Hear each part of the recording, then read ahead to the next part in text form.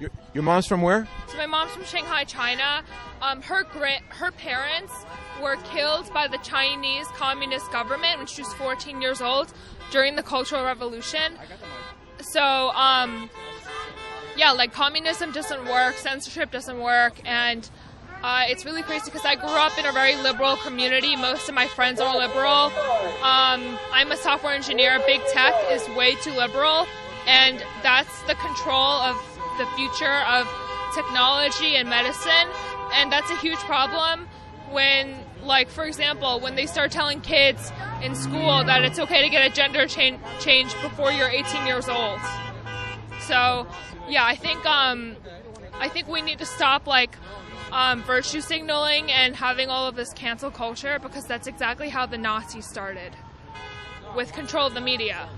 Chairman, I mean, I grew up here, but, like, yeah, like, communism, socialism is not the answer, and it's a slippery slope when you start from censoring to, oh, it's just a vaccine, oh, it's just a mask, oh, it's just 6 feet away, oh, we're just blocking your content on social media because it's fact-checking. But in reality, the fact-checkers aren't legitimate either. So on my free time, I write political poetry. I actually wrote a declaration of war yesterday. If you want to check it out, it's called Angels of War on Medium. Where is it? Where can people find it? If you look up Angels of War on Medium, so it's a lot of, like, political satire, a lot of cancel culture, protest. As an ethnic a Chinese person, do people say to you, "Oh, well, you're being racist by criticizing Chinese influence in America"? So I think I'm just, like, I've always been a proud American first, and I've only been to China twice. The last time I was 8 years old, so yeah, that was like 12 years ago. And I think a lot of people, like, don't realize how much freedom we take for granted by living and being born in America. My entire family, so my dad's from Taiwan, and my cousins are all here, and we're all Republicans. We've been Republican, like, since, like, forever. And I think we need to, like, kind of reevaluate what it means to be an American and what it means to chase the American dream and to embrace capitalism and stop with this virtue signaling and cancel culture. Is capitalism a good or bad thing? It's a great thing. It's how, and it's really funny because like, the companies we all work for, they virtue signal, like Facebook. I have friends in, like, Google, and in tech in general, like, we all are like, oh, we have to be, like, leftist and liberal. But then there's the difference between having an open mind and silencing people who have a different opinion. But is that done in the workplace as well as online? Like, for example, no one knows, like, my friends, some of my friends know, but most people don't know that I'm a Republican. And it's okay to wear an Obama shirt, but it's not okay to wear, like, a Trump shirt. Yeah. And if once they know, how might they treat you differently? It's ridiculous because they just assume, like, based on what the media says, like, oh, you must be a racist and a bigot. But then how do you explain, like, so many minorities and such diversity in, like, Trump supporters? We're not the McCains or, like, the Bush Republicans anymore. We're, like, so diverse. And the left, they have a narrow way of thinking. Maybe you'll open some eyes with this explanation. I wrote this yesterday. Can I read it? Yeah. Okay. It's called Lions, not Lions. So it's called Lions, Never Sheep. Something's rotten, plotting in the USA, because most states were red states, but the blue states were deep state. Somebody let them know that this will never work, and the blood of liberty can't clot in this attire. Something's quaking away at the border, with no fault of its own. It's a bit difficult to smelt away freedom with a new world order. We often call that mirage calamity.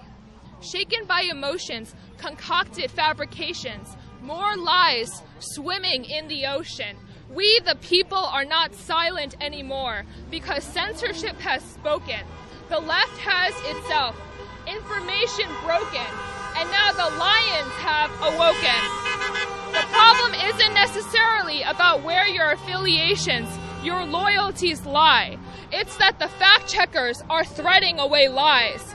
Murky is the night, and we won't have our flag wave with that calculated vibe.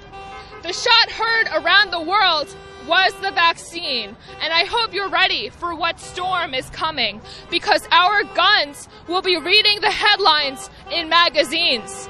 Won't you take off that mask and listen to the humming and open up that flask, because it's about to be a tsunami of sobering truths, dividing us right down the middle.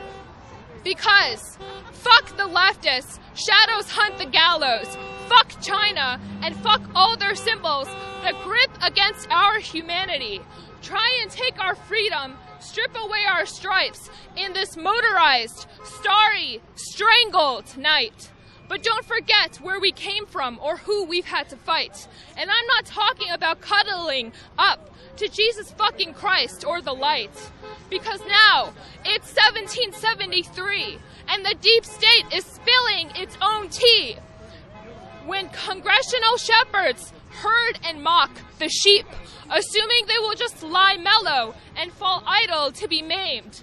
Know this, we are not donkey duds or elephant sterns, but modern patriots in the making. And it's 1776 again, but this time it's the constitutional allegiance we're defending. And if you don't like America or what we stand for, please feel free to leave. We are lions in this White House, and lions never sleep. Let's go to war. It's called Angels of War on Medium. So when you say this is war, I mean, are you starting the war, or? It's kind of like an information war. It's also kind of, I do believe that Chinese Marines and whatever, like they're here already in Canada, in Michigan. In Maine? What? In Maine? I think I heard that too. And like the media is blocking it, but it's very much an information war. Like they've infiltrated Yale University, the Ivy Leagues, the top schools.